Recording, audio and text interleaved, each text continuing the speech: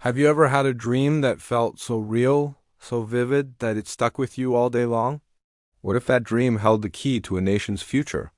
Today, we're diving into an incredible story of power, mystery, and a young man whose gift would change the course of history. It all starts with the most powerful man in the world at the time, Pharaoh, the king of Egypt. For 2 long years, life went on, but then, one night, everything changed. Pharaoh has a dream. He's standing by the majestic Nile River, and out of the water come 7 beautiful, sleek, fat cows.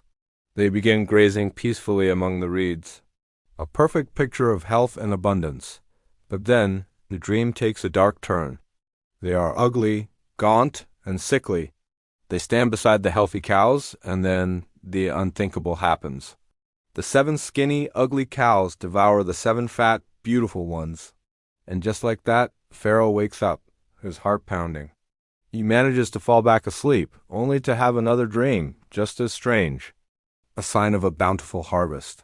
But then, just like before, another 7 heads sprout. These are withered, thin, and scorched by the harsh east wind. And just like in the first dream, the 7 thin heads of grain swallow up the 7 healthy, full heads. Pharaoh wakes up again, this time for good. He knows this wasn't just a random nightmare, it was a message. He summons all the wise men and magicians of Egypt, the most brilliant minds in his kingdom. He tells them his 2 bizarre dreams, desperate for an answer. But there's just silence. None of them, with all their knowledge and magical arts, can figure out what the dreams mean. The most powerful man in the world is helpless, and his anxiety grows. But then, a memory sparks in the mind of one of Pharaoh's officials, the chief cupbearer. He tells the story of how 2 years ago he and the chief baker had been thrown in prison. While there, they each had a dream on the same night. And in that prison with them was a young Hebrew man, a servant. They told him their dreams, and this young man interpreted them, perfectly explaining what each dream meant. And everything happened exactly as he had said it would. The cupbearer was restored to his position, and the baker was executed. Suddenly, there's a glimmer of hope. Pharaoh doesn't hesitate. He immediately sends for this young Hebrew man. His name is Joseph. After 13 long years of slavery and imprisonment, his moment has finally come. He shaves, changes his clothes, and is ushered into the grand presence of Pharaoh himself. Pharaoh looks at Joseph and says, "I've had a dream that no one can interpret. But I've heard that you can understand dreams." Imagine the pressure. Joseph, a former prisoner, standing before a king, being asked to do what the best minds in Egypt could not. But Joseph's response is remarkable. It's filled with humility and faith. He says, "I cannot do it. But God will give Pharaoh the answer he desires." Joseph makes it clear from the very beginning that any wisdom he has comes not from himself, but from a higher power. Pharaoh, likely impressed by this humble confidence, proceeds to tell Joseph everything. He recounts the dream of the 7 fat cows being eaten by the 7 ugly cows, emphasizing how the ugly cows remained just as skinny and gaunt as before.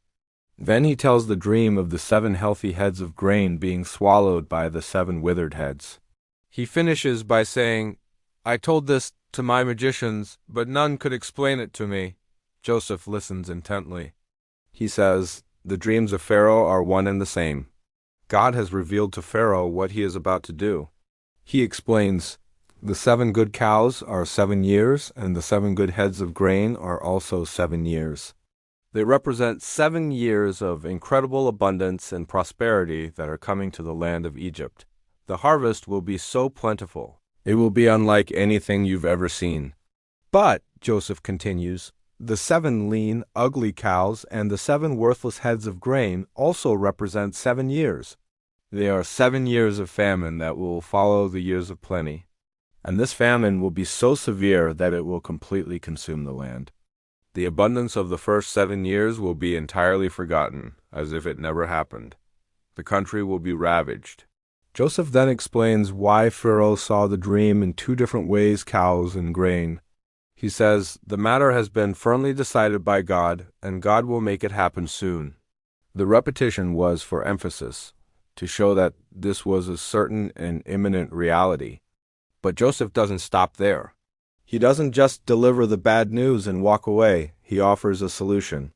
He transitions from dream interpreter to wise counselor.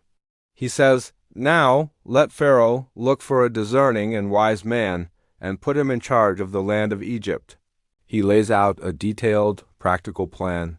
He advises Pharaoh to appoint officials to collect 1/5 of the harvest during the 7 good years.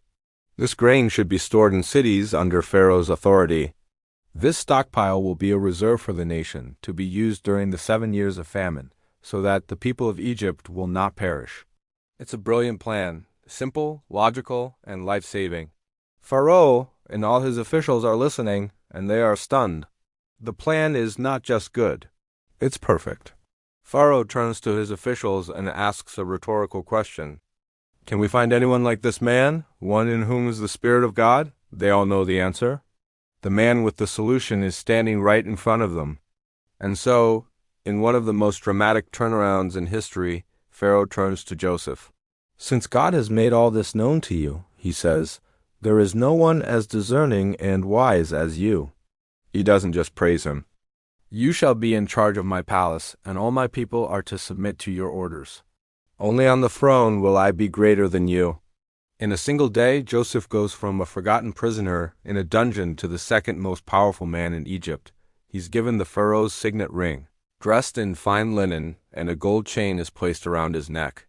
He is made prime minister, tasked with saving the very nation that had enslaved him.